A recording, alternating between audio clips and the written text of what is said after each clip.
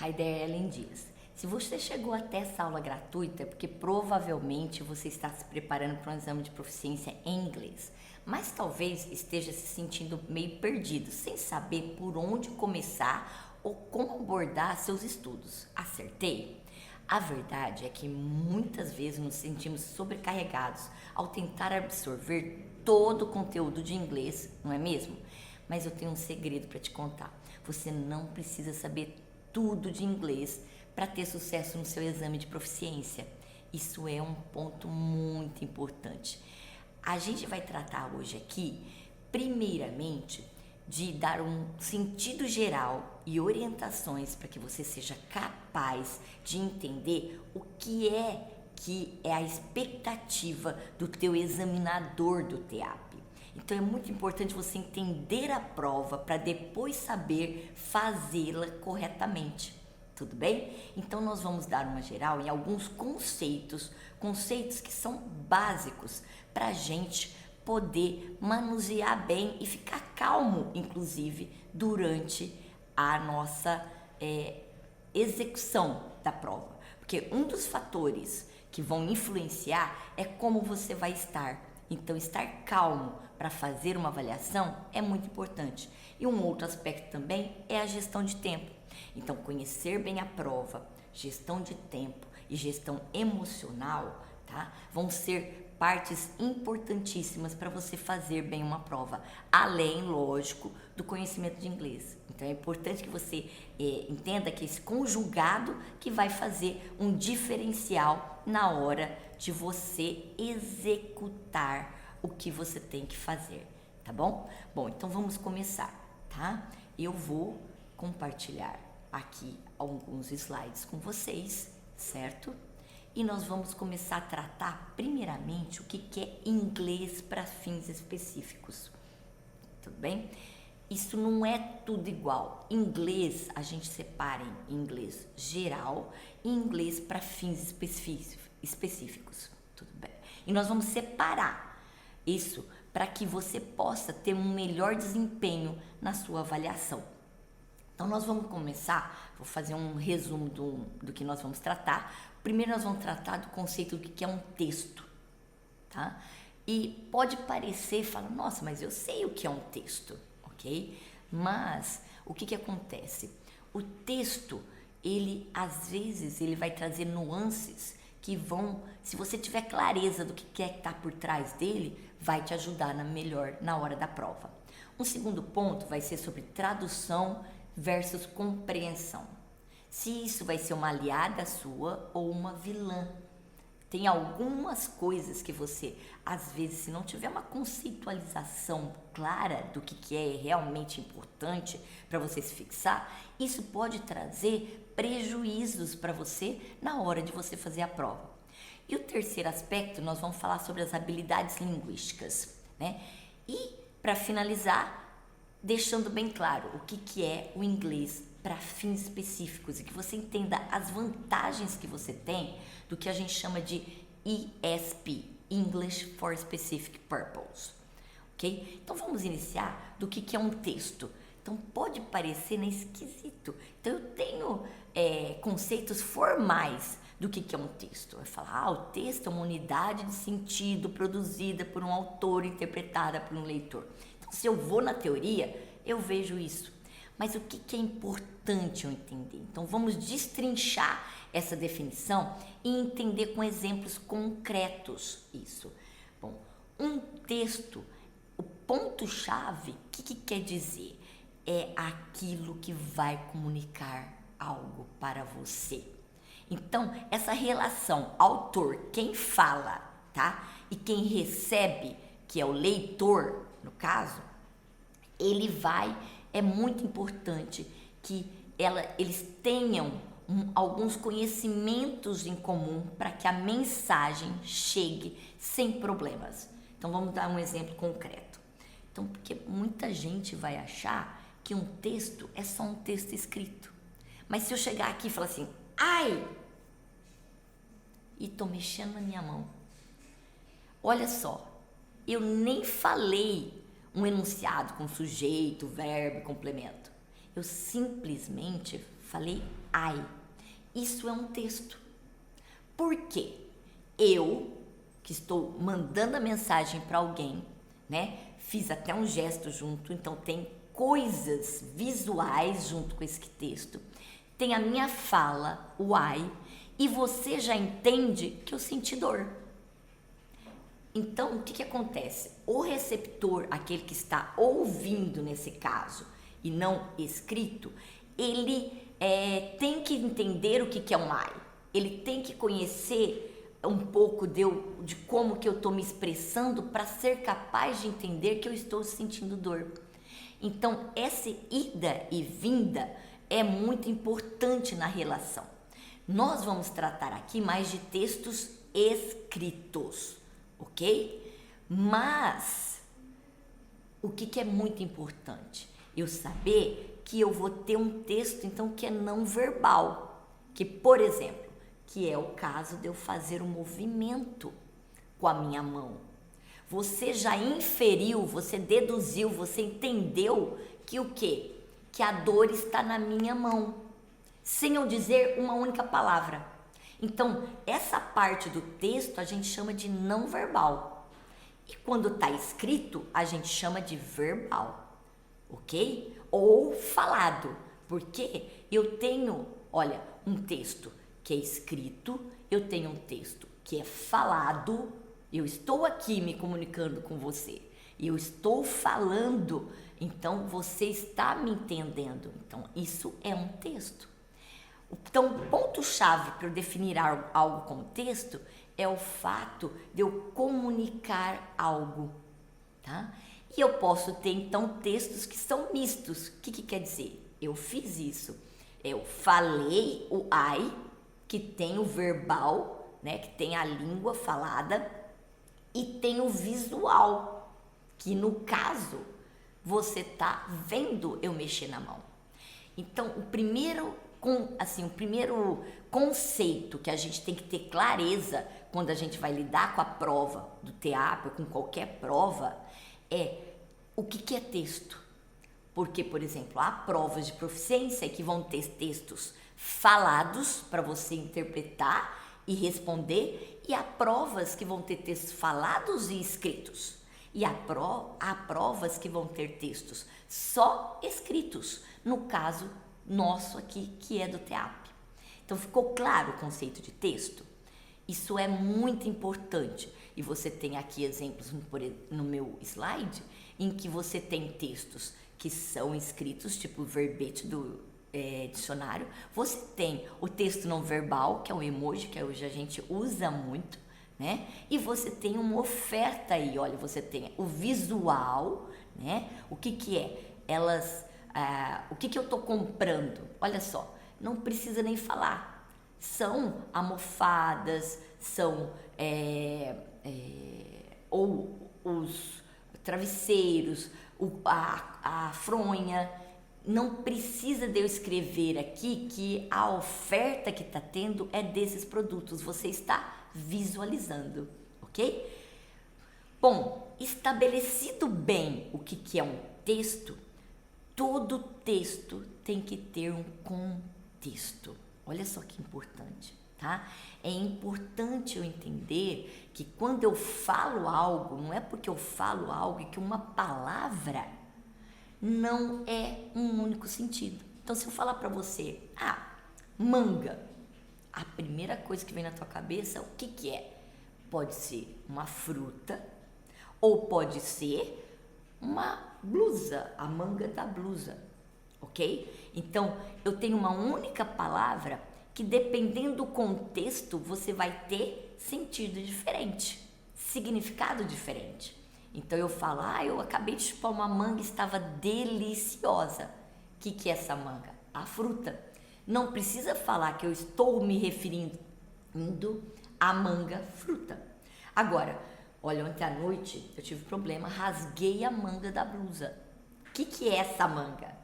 A manga, poderia falar só, eu rasguei a manga, você acha? E estou mostrando. Olha, o visual vai me contextualizar o que é também. Tudo bem?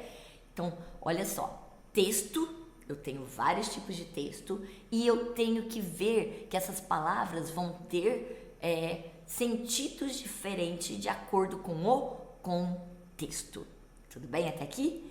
Bom, então um outro sentido de contexto que a gente vai ver e que pode até cair muito, né? Vestibular é muito comum a gente ter tirinhas para você interpretar esse texto.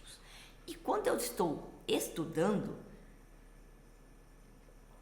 é muito importante que eu comece a coisas menores, tá? Você vai ver que por exemplo, quando a gente acaba fazendo cursos com foco no TEAP, né? O que acontece? A gente inicia com textos pequenos.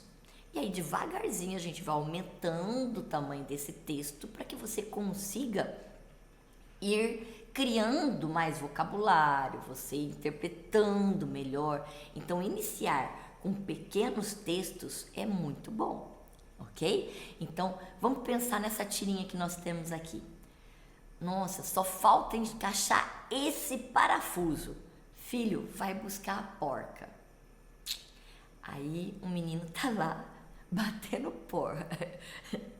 batendo papo com a porca e fala: vamos, Rosinha, é só por um instantinho. Olha só, o que acontece?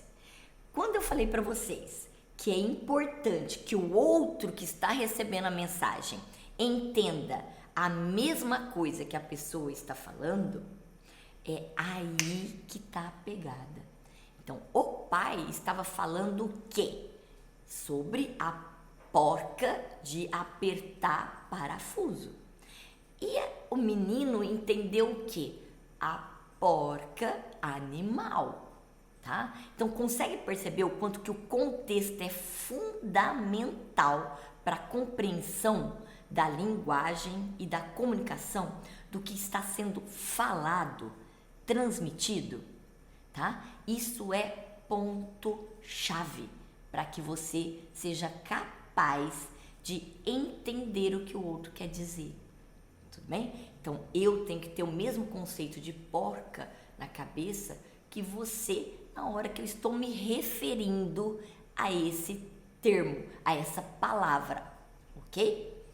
Bom, então, esse contexto, né, é o conjunto de informações que vai rodear, quer dizer, que está junto nessa comunicação.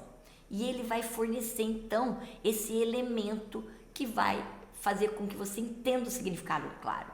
Então, quando eu falei ai da primeira vez e peguei na minha mão, não precisou de nenhuma palavra para você entender que era a minha mão que estava doendo. Então, o contexto, o visual aqui fez com que você entendesse isso.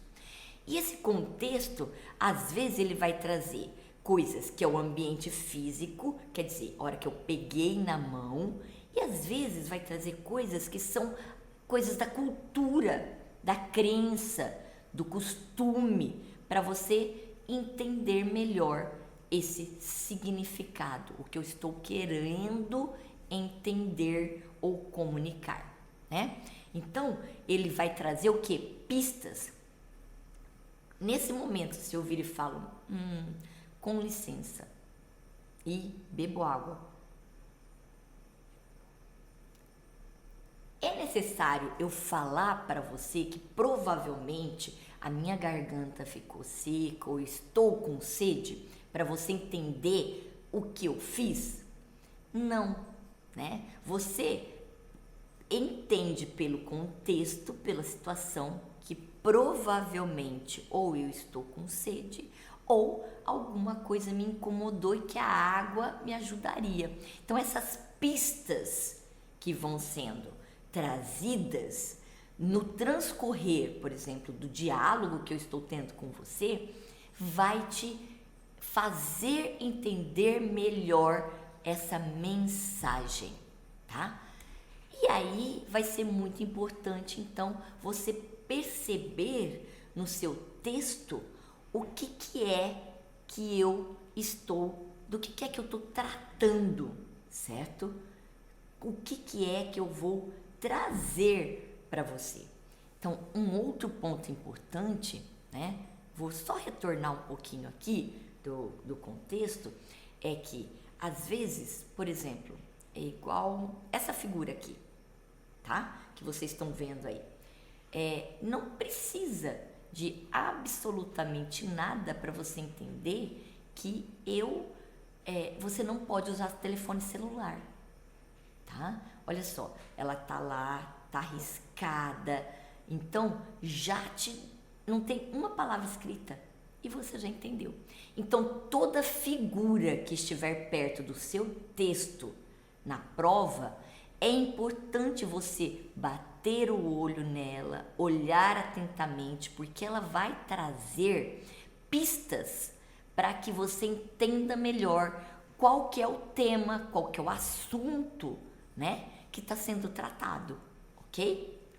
Bom, então outro ponto muito importante para você fazer, você prestar atenção, são cognatos.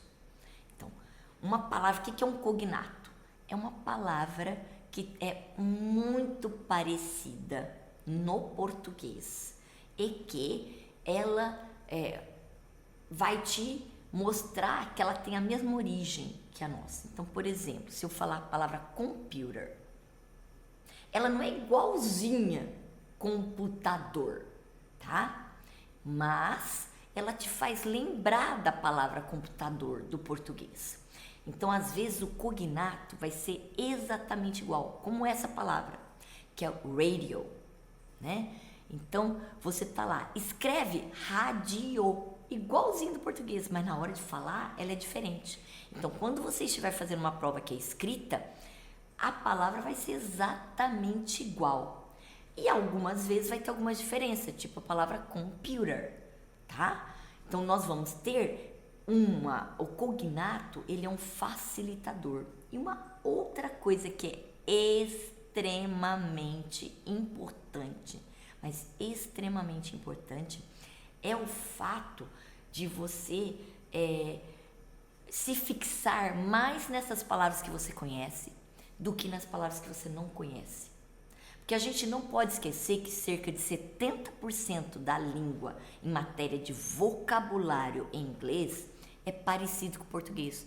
Porque muitas palavras vieram ou do francês, que tem origem igual do latim, que é o que originou a nossa língua. Então, o latim, o espanhol, o português, todas elas... Desculpa, não é o latim, né? O espanhol, o português, o francês e o italiano, todas elas vieram do latim. Então, a origem da palavra é a mesma. Então, essas palavras no inglês que aparecem parecidas, que a gente chama de cognatos, elas têm a mesma origem.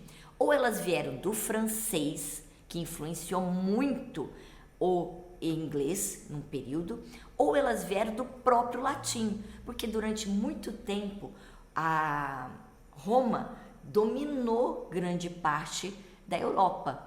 E essas palavras, ela também dominou a parte que era da Inglaterra. Então, os romanos impuseram a língua latina, o latim, para as pessoas que viviam ali.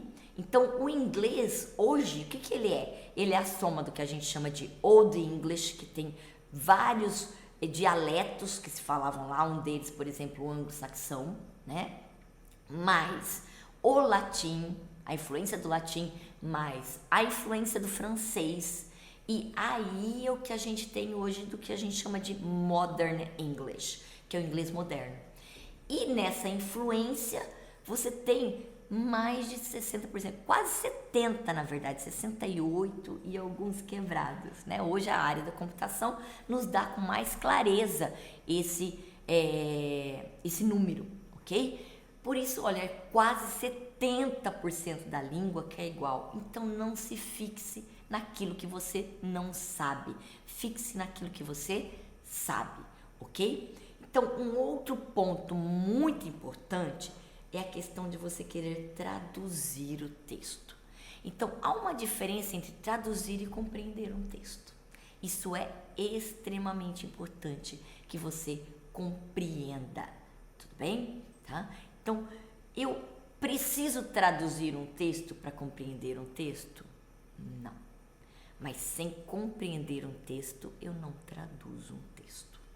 Então, essa relação que não é de duas mãos aí, que não é igual, nós vamos entender agora. Tudo bem? Então, o que acontece? Eu vou modificar aqui um minutinho a minha tela, tá? Vou interromper esse compartilhamento pra gente ir junto, tá? Numa outra visão e perceber o quanto que é importante você saber distinguir o que é compreender o texto e que é traduzir um texto, ok? Esse texto, quando eu vou falar lembrem-se que agora o conceito de texto pra gente é sempre qualquer coisa que transmite uma mensagem, ok? Isso é um ponto muito importante, tá bom? Para você poder entender esse texto, tá? Então, eu vou colocar um texto aí para vocês que eu espero que ninguém saiba o que é dinamarquês, tudo bem? Mas por quê? Porque você não entenda nada de um texto em dinamarquês, né? Porque a gente é importante, eu tentei trazer um texto que você não saiba absolutamente nada, para quê? Para que eu dê um exemplo mais concreto, porque talvez se eu trouxesse, né, o inglês, que você já conhece um pouquinho, o que iria acontecer? Você entenderia muita coisa, tá bom? Então eu escolhi um texto em dinamarquês, você vai vir aqui comigo um pouquinho, né, pra gente poder colocar ele, ok? Vou compartilhar a tela, pra gente ter mais clareza do que é essa questão. Então, olha só. Você tem aqui, né, um texto. Nossa, dinamarquês, pior do que inglês. O que eu vou fazer com isso?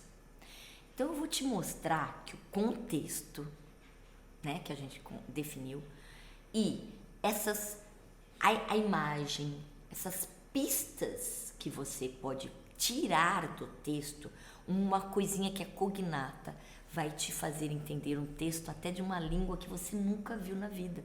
Porque às vezes a gente vai fazer o quê? É inglês, a gente vê inglês para tudo quanto é lado, né? Tá na nossa música, tá no filme, você assiste uma propaganda, um vídeo no YouTube, já em inglês. Então isso faz o quê? Você vai pegando algumas coisas. Mas esse texto que tá aqui é dinamarquês. Aí eu te falo assim, bom, se eu não sei nada dessa língua, como que eu vou entender esse texto sem traduzir esse texto? Então, primeira coisa que nós vamos fazer, primeira técnica que nós vamos fazer, tá? Você vai olhar o título e vai olhar a figura. Então, a figura, lembra a imagem do I, né? Ela já vai me dar coisas que você vai entender, ele vai te dar essas pistas que vai fazer com que você entenda coisas do texto sem uma única palavra. Então tá aí, Cassino Aalborg. Bom, cassino. O que o teu cérebro já fez? Trouxe tudo que você conhece de cassino para frente, né? Porque a nossa memória, ela é dividida. Você não traz tudo o tempo todo, fica na cabeça. A gente ficaria meio doido, né? Se tivesse tudo que a gente já aprendeu até hoje na cabeça. Então, quando você olha o título e olha a figura, o que ele está fazendo? Você está trazendo do seu subconsciente lá o que é importante para você agora? Cassino. Então, você olhar a figura e olhar o título já te define o que é o tema. Então, você já pensou uma série de coisas de cassino. Aí, se eu te pergunto assim, bom, mas qual que é o telefone desse cassino? Então, você vai procurar o quê automaticamente? Um número. Então, e que desses números que aparecem aqui, qual que é o mais próximo? Você lá tem TLF, 198, 10, 15, 50. olha só, você já conseguiu achar a informação que pedia. E você não sabe nada sobre esse texto. Você não entende dinamarquês, ok? Então, olha só, o conhecimento que você tem prévio, enquanto leitor que você é de português, faz com que você infira, deduza que esse é o telefone, porque é o mais próximo que a gente tem do telefone. Se eu te perguntar que horas que funciona esse cassino, bom, aí você tem lá o 20 e você tem o 50. Bom, 20 de 20 às 4 ou 50 de 20 às 4? Se eu te perguntar quanto custa para entrar, então você vai lá, não tem o nosso dinheiro aí, mas tem um 50,00. Você já conecta com o estilo de dinheiro que nós temos no português e você fala, provavelmente o dinheiro é esse. Se eu te perguntar, o que tem a ver a idade, o 18? Desculpa, né? O que tem a ver o 18? Você fala, nossa, cassino, eu só posso entrar se eu sou maior de 18 anos. Então, olha só o que nós estamos fazendo. Nós estamos compreendendo o texto sem traduzi-lo. Eu estou entendendo esse texto, eu já tenho informação de qual que é o telefone, que horário que funciona, quanto que custa para entrar, quem pode entrar, sem eu traduzir o texto. Eu não cheguei aqui, estou falando palavra, estou vendo desde o começo, não. Está ficando claro qual que é a diferença entre eu entender um texto e traduzir esse texto? É extremamente importante você detectar isso, porque numa prova de proficiência, você não vai ter que traduzir o texto, você tem apenas que entender o texto, com foco no quê? No que está sendo perguntado, ok? E aí, eu vou usar o outro recurso. Então, olha, usei meu conhecimento prévio de português, né, para entender esse texto. Tudo que eu sei sobre cassino em português me ajuda a entender essas coisas. Agora, eu vou usar o cognato. Então, assim, aí uma das questões desse texto era assim, qual que é o ambiente que tem nesse texto? Qual que é o ambiente que tem nesse lugar, na verdade, no cassino, né? Então, era uma das perguntas para você responder. Eu vou andar e vou ver. Bom, não tem a palavra exata ambiente, mas tem a palavra atmosfera. Olha que parecido, é um cognato. Olha só, o dinamarquês tem palavras parecidas com o português. Então, não é só inglês. E se no inglês eu tenho cerca de 70%, olha que facilitador que nós temos, tá? Então, e outro ponto importante, então, eu saber que ambiente pode ser, em alguns contextos, em algumas situações, sinônimo, quer dizer, uma palavra que é parecida com atmosfera. Então, olha como que tudo que eu tô passando aí é muito mais meu conhecimento de português do que de dinamarquês, porque eu nem sei dinamarquês, tá? Então, olha como que vai ficar mais fácil no inglês. Então, você tem uma atmosfera que é internacional. E tem uma outra aqui que parece um E. Bom, então quer dizer que se pode parecer um E, é porque tem alguma coisa, uma atmosfera que é internacional e mais alguma coisa. Então eu volto um pouquinho aqui e descubro que o dinamarquês tem alguma coisa em comum com o inglês. A qualidade, o adjetivo vem antes, porque se eu falo carro azul em inglês, eu falo blue car. E o que eu já inferi da regra do dinamarquês aqui? Olha, eu nem estudei, não sei nada e não sei mesmo, tá? Então, o que acontece? Eu já inferi, eu deduzi que a palavra, a qualidade no dinamarquês é igual no inglês. Então, eu tenho uma atmosfera que é internacional e aí eu pego uma palavra desse tamanho, assombrosa. Aí eu já me desespero. Opa, a professora me disse o quê? Que eu tenho que olhar se a palavra ela é igual ao português ou às vezes é parecido. E eu pego uma palavra desse tamanho e me assusta? Não, vou manter minha calma e vou ver o que é parecido. Olha, tem um comecinho aqui, fest. Bom, se é uma atmosfera internacional e de festa, o que parece essa palavra? Festa? Olho ali para a figura, me lembro que em cassino, como que eu tenho? As pessoas estão geralmente se divertindo, é um ambiente que se bebe, é um ambiente que se conversa, tudo bem? Então é um ambiente festivo. Olha só, vejam só, eu não sei uma palavra de dinamarquês e eu entendi esse texto. Eu traduzi? Não traduzi uma palavra em si. E qual que era o meu foco? As perguntas. Então, na hora que você pega uma prova, não vá ler o texto todo. O que eu tenho que fazer numa prova? Eu tenho que responder perguntas. Então, é com foco na pergunta que eu vou buscar no meu texto.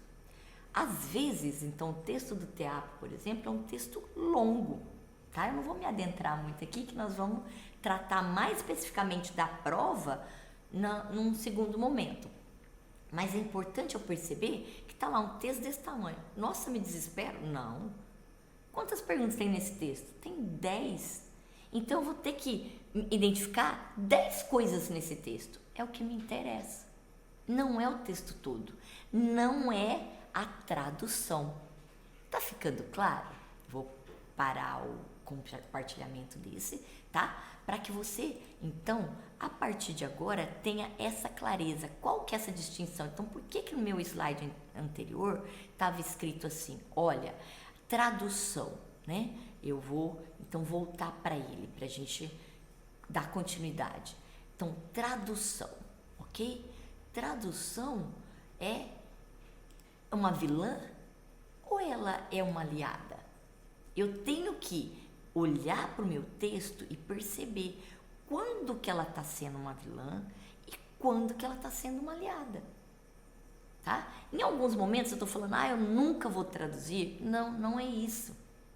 Mas o foco maior de provas não tem a ver com você traduzir o texto. Quem precisa traduzir o texto? Uma pessoa que trabalha numa editora, por exemplo. Que eu vou pegar um livro e vou traduzir de uma língua para outra. Então, eu tenho que pegar todas aquelas informações e passar para outra língua, né? Eu vou ter que manter um estilo, eu vou ter que manter uma forma. Se está escrito de um jeito, num tipo de letra, eu vou ter que manter. Então, um tradutor, sim, ele precisa fazer isso. Agora, uma pessoa que está lendo um texto, ela não precisa traduzir esse texto, ela precisa entender esse texto. Eu, enquanto leitora do livro, eu não tenho que traduzir tudo, eu tenho que entender. E quantas vezes nós estamos lá, lendo em português mesmo, e o que você faz? Você pega e fala assim, eu não sei essa palavra, encontrei uma palavra em português. Você fica desesperado, você fala, nossa, preciso pegar o dicionário, não vou entender o resto do texto. Não, você calmamente segue a leitura, vai até o fim da frase e fala, nossa, agora eu entendi o que queria dizer aquela palavra. Ou, às vezes, se você nem entendeu, você entendeu a frase, entendeu o que o cara queria dizer naquele texto, você vai embora. Você nem se preocupa com isso. Então, essa mesma naturalidade em que você lida na tua língua é que você tem que criar na língua estrangeira. Então, fica calmo. Tem uma palavra que você não sabe? Pula ela. Vai para frente. Age exatamente como você agiria no português. Porque isso vai fazer você tentar ler o contexto, ver quais são essas pistas que eles vão deixando, e aí você vai detectar o sentido da palavra. Não detectou também? Tudo bem. Você entendeu a frase no geral? Acabou. Como lá no texto em dinamarquês. Eu estava lá. Eu precisava entender tudo que estava lá? Não. O que era o foco? O telefone, a hora, o quanto custava. Então, para que você você se martirizar, você criar um estresse para você no momento de prova, querendo traduzir algo que não é importante, tudo bem? Então veja, Preste atenção que a tradução pode ser uma aliada de vez em quando, mas na sua maioria das vezes ela é uma vilã nesse aspecto. Então não se prenda a ela, tudo bem? Então, bom, outro ponto que vai ser importante é o fato de por que a tradução também pode atrapalhar. Ela tá cortando a fluência do seu texto. E aí eu vou fazer um outro ponderamento com você. Quando você está com o texto escrito, eu chamo a pessoa que faz passar do português para o inglês de tradutor. Mas quando é no texto falado, eu chamo ele de intérprete. Você já parou para pensar por quê? Porque a hora que a pessoa está falando, então eu contrato alguém para ser meu intérprete, ela não vai falar tudo que eu falei, tá? Não, ela não vai fazer isso. Ela vai interpretar o que eu falei e vai passar para o outro, tudo bem? Então veja, você tem uma fluência para manter o diálogo, para manter a conversa, ok? Então, nessa fluência, se você ficar preocupado com o que é a tradução, você vai se perder e vai se atrapalhar, né? Então, e o outro ponto é que ela está criando expectativa. Ela quer, às vezes, que o português e o inglês tenha exatamente a mesma estrutura. Como? São línguas diferentes. Então, essa sua expectativa de ter uma palavra para cada palavra do português equivalente ao inglês, não vai dar certo. E vai te atrapalhar na sua compreensão desse texto, tá? Vai te levar a erros. Então, não crie isso. Outro ponto é, se você estuda, inclusive, querendo essa palavra por palavra, vai gerar o quê? Uma dependência. Pensa comigo, se a gente não sabe nem todas as palavras que existem no português, como é que você tem expectativa de saber todas do inglês? Se você não sabe o significado de várias palavras e você lê um texto em português, mesmo assim, se tratando da tua língua mãe, como é que você vai gerar essa dependência de querer todas as palavras do inglês? Tá? Então, essas coisas são crenças, tá? Que vão te atrapalhar no processo, tanto de aprender o inglês, como de fazer bem a prova. Então, você tem que se livrar delas.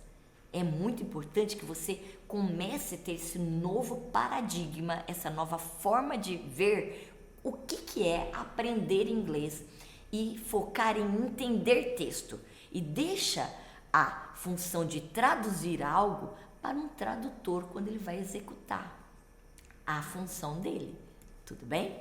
Bom, então outro ponto que é muito importante é a gente dividir essas habilidades linguísticas, né? Eu tenho 4 habilidades quando eu estou aprendendo uma língua.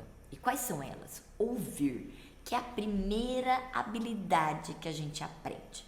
Eu tenho 4 habilidades linguísticas, mas eu até brinco muito com meus alunos o seguinte: quando a gente vai aprender uma língua, não são as habilidades linguísticas que a gente aprende primeiro. A gente aprende a ser, primeiro de tudo, estratégico. Então a nossa mãe chega pra gente e fala assim: ó, você quer água? Você não tem nem 1 ano de idade, você é um bebê, você tá engatinhando. Você tá entendendo o que ela tá falando de tudo? Não. Aí ela vai lá, te traz a água, você põe na boca, sente. Olha só, a tua parte sensorial vai agir primeiro.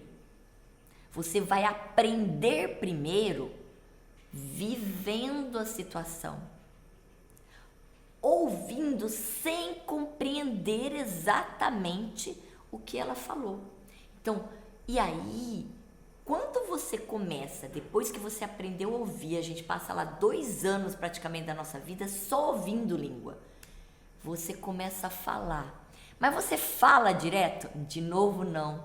Você aprendeu a ser estratégico. Em primeiro momento, você vai apontar para sua mãe, ela fala assim: você quer alguma coisa? Aí você aponta o dedo pro líquido, para a água. E só depois você começa a falar assim, ó, depois que você vai para a água.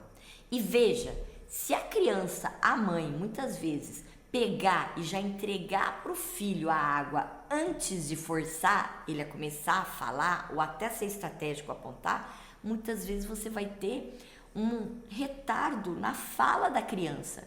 Por quê? Porque ela, pela estratégia, ela se comunica. Então, tá fazendo sentido o que eu tô falando para você? Tá entendendo como que a gente aprendeu a nossa língua? Primeiro, a gente aprendeu a ser estratégico.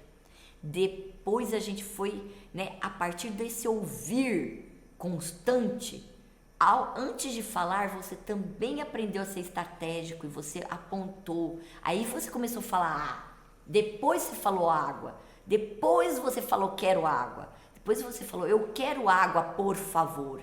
Então todo esse processo, né, é importante que você entenda que na língua inglesa também tem que ser assim. Ser estratégico é extremamente importante, né? Aí você ouve, você fala, mas geralmente o que acontece? Aqui, né, em muitas metodologias no Brasil, a gente aprende a ler primeiro, antes de ouvir e falar o inglês, né? Então, e o nosso teste, quando eu estou falando principalmente do TEAP, é em cima de leitura e compreensão de texto, né? Então, quando a gente prepara o aluno, às vezes, para o vestibular, por exemplo, né, o foco maior é o texto escrito também. Então, ler acaba sendo bastante valorizado nesse aspecto. E depois que a gente escreve, tudo bem? Então, com base nessas 4 habilidades linguísticas, né, eu tenho que saber essas 4 para fazer a prova do TEAP? Não. O que eu preciso é ler, tudo bem? Então, as habilidades de recepção, eu vou voltar um minutinho aqui, quais são? Receber, ouvir e ler. Quais são as de produção? Falar e escrever. Então, quanto mais eu ouço, compreensão auditiva, melhor eu falo.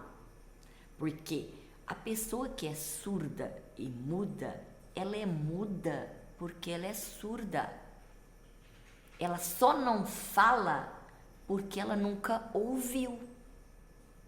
Não é que ela não tenha capacidade de falar. Ela não produz porque ela nunca recebeu. Então, quanto mais eu ouço, melhor eu falo. Quanto mais eu leio, vejo o texto escrito, melhor eu escrevo. Você já deve ter ouvido alguém falar assim, nossa, a pessoa escreve tão bem, mas também ela lê tanto, tá? Então, essas habilidades, elas estão intrinsecamente ligadas uma à outra, tá? Então, o que eu tô te sugerindo? Leia bastante. Só em inglês para fazer uma prova de proficiência de inglês? Não, em português. Eu já te mostrei o quê? Que todo o conhecimento que eu tenho, todo o meu background que eu tenho em português vai me ajudar a entender o texto em inglês. Tudo bem? Então, e as de produção, então, são falar e escrever. Consequências das recepções. Não esqueçam disso, tá bom? Bom, então, o que vem a ser inglês para fins específicos, né? É muito importante que eu entenda, ok? Que eu vou estar falando de um inglês para um fim, quer dizer, o que é um fim específico? Uma finalidade específica. Para que eu estou utilizando isso, né? Eu tenho que saber que inglês para fins específicos é porque tem uma finalidade específica. Então, vamos supor que você é da área médica. Olha, eu sou da área médica. Então, eu venho procurar um inglês que qual que é o fim da aprendizagem dele? Eu ser capaz de ler textos médicos. Esse termo em inglês para fins específicos vem da sigla ESP, que é English for Specific Purpose. Então, essa sigla é uma abreviação, ok? Então, ela vem direcionada para a área de aprendizagem que a pessoa quer se fixar. Você é da área médica e vem nos procurar, então, para ler textos para fazer um mestrado, por exemplo. Então, você só vai ler textos da área médica. Então, nós vamos fixar em te ajudar a entender textos da área médica, ok? Então, quando eu vou para uma palestra, por exemplo, então você nos procura e fala assim, olha, Ellen, eu preciso estar num seminário, num congresso. Eu entendo um pouco de inglês, mas eu tenho dificuldade. Então, nós vamos fazer o quê? De ensinar estratégias. Olha como que é importante estratégia. De que talvez você não vai entender tudo na palestra, mas você vai entender qual que é a mensagem que ele está querendo dizer naquele momento. Esse é o ponto-chave. É eu compreender o texto. Então, eu posso pegar e criar um curso específico, tá?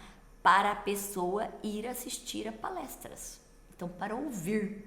Eu posso criar um curso específico para desenvolver a habilidade da leitura. Então, para provas de concurso, prova de proficiência, no caso do que a gente está falando do TEAP, né? Então, eu vou lá fixar, eu posso trazer um pouquinho de ouvir para tornar a aula mais agradável, te trazer uma música, ok? Um vídeo engraçado, te trazer uma tirinha para você ir se descontraindo. Mas os textos do TEAP, por exemplo, são textos técnicos, ok? E que o foco é só ler. Então, o que você passaria focando em, dividindo, né, na verdade, em ler, falar, ouvir, escrever numa aula, a gente vai focar 80%, 90% dela na leitura e compreensão de texto. Eu posso fazer um curso voltado só para fala. Ellen, olha, eu leio bem, entendeu? Eu até escuto legal, tal, mas a minha fluência, a minha fala, ela tem questões. Então, eu preciso ir para uma entrevista de trabalho. Então, o que nós vamos fazer? Criar um curso feito sob medida para você aprimorar a sua fala ou desenvolvê-la, né? Estou falando em contexto diferente. Ou, né, eu vou criar um curso para, olha, nós temos, por exemplo, alguns alunos que nos procuram para quê? Para escrever artigos em inglês. Né? A pessoa já tem um nível bom, ela lê bem, ela já fez um mestrado, por exemplo, e aí ela tem que escrever um artigo sobre o trabalho dela e publicar, ter publicação internacional. Então, nós vamos focar o curso em melhorar a sua escrita.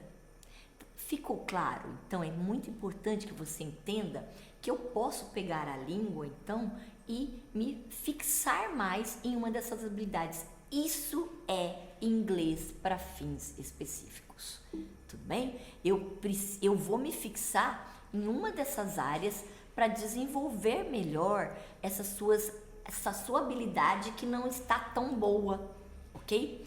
Então, e aí eu posso ir para qualquer área. Eu posso desenvolver na área da medicina, do direito, da engenharia, do negócio, business, educação, tecnologia, enfermagem, psicologia, o que quer que seja. Eu posso pegar uma área específica ou posso pegar uma habilidade específica. Então, quando eu falo de inglês para fins específicos, é isso. tudo bem? E quando a gente vai preparar alguém, então, para um teste de proficiência, eu tenho que ver, por exemplo, quais são essas habilidades que estão sendo pedidas nesse teste. Então, se eu estou falando, né, para uma pessoa que nos procura para um teste que chama TOEFL, ok? Que é um teste de inglês em que você vai falar, ouvir, ler e escrever. Tem um teste TOEFL que chama IBT, que é Internet Based Test, que é um teste que é feito até pela internet, no computador, e que ele tem as 4 habilidades. Então, eu vou preparar com foco em uma habilidade só? Não. Eu vou preparar com foco em uma habilidade só? Não. O que eu vou? Eu vou trabalhar as 4 habilidades da língua. Entretanto, o que vai ser o meu foco para a prova do TOEFL? Como que é a parte de escrever? O que ele exige? É um essay. Então, eu não vou ensinar ninguém a escrever um diálogo. Eu tenho que ensinar ele a escrever esse ensaio. Qual que é a estrutura dele? Eu vou ensinar quais são os tipos de pergunta que tem quando é a parte de leitura e compreensão de texto do TOEFL, porque cada um desses testes tem as suas especificidades. O que é que o examinador quer de você em cada um desse estilo de pergunta?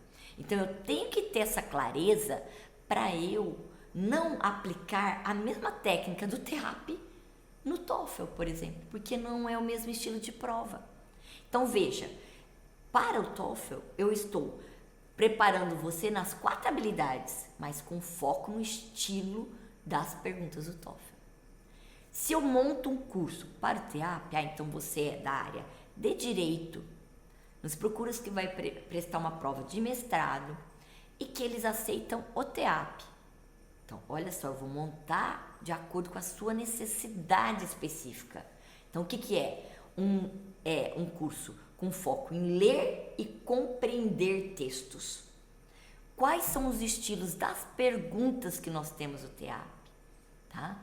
E em como te dar estratégias para ele. Tudo bem? Então, é importante você perceber o quão necessário vai ser você estar fazendo um curso com foco específico no inglês para o TEAP, tá?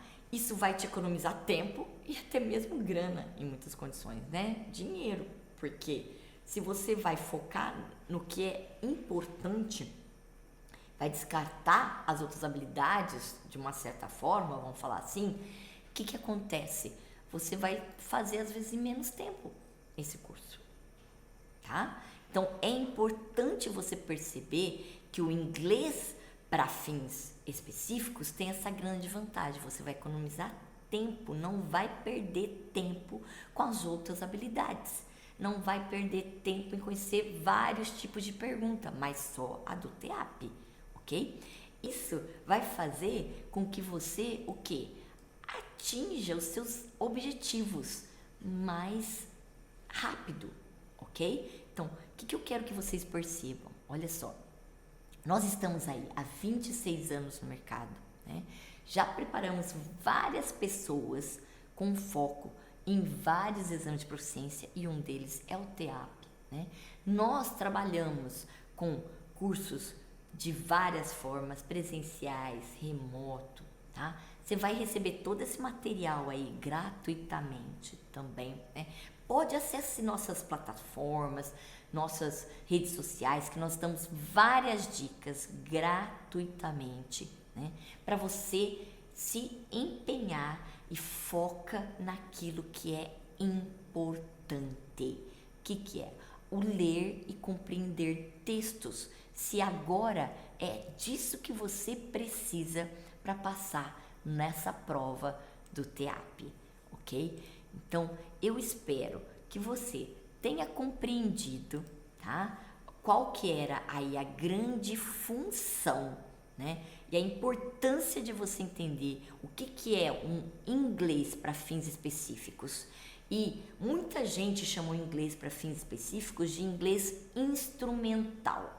E aí você tem que tomar cuidado só para fazer essa distinção, porque o inglês instrumental hoje aqui no Brasil, muita gente pensa que é só leitura e compreensão de texto. E hoje você aprendeu também que inglês instrumental é você focar não só na leitura e compreensão de texto, mas em qualquer uma dessas habilidades. Então, distinguir o que é inglês para fins específicos e um curso de inglês que a gente chama geral é muito importante, porque quando você procura alguém para te ajudar nessa jornada que você precisa fazer de aprender a lidar com a língua inglesa para a prova do TEAP, por exemplo, é importante que você veja se está sendo direcionado para esse fim específico no seu curso também. Então, eu quero te convidar aí para depois a gente ir para uma próxima jornada do aprendizado, tá? E na próxima aula a gente vai aprofundar um pouquinho mais sobre o TEAP em si, tá? Porque é nesse passo a passo, você tendo esses conceitos básicos que a gente viu hoje, entendendo o que é um texto, o que é inglês para fins específicos, que depois você vai ter mais clareza de ir para a prova em si. Então, eu te aguardo na próxima etapa, tá? Espero que você tenha entendido. Caso não, também deixe algum comentário aí, né? Se você estiver na rede social, se você estiver na nossa plataforma, peça ajuda no nosso chat, ok? Que você vai ser, com certeza, acolhido e você vai ter ajuda nossa para te dar a mão nessa jornada que você tem que fazer.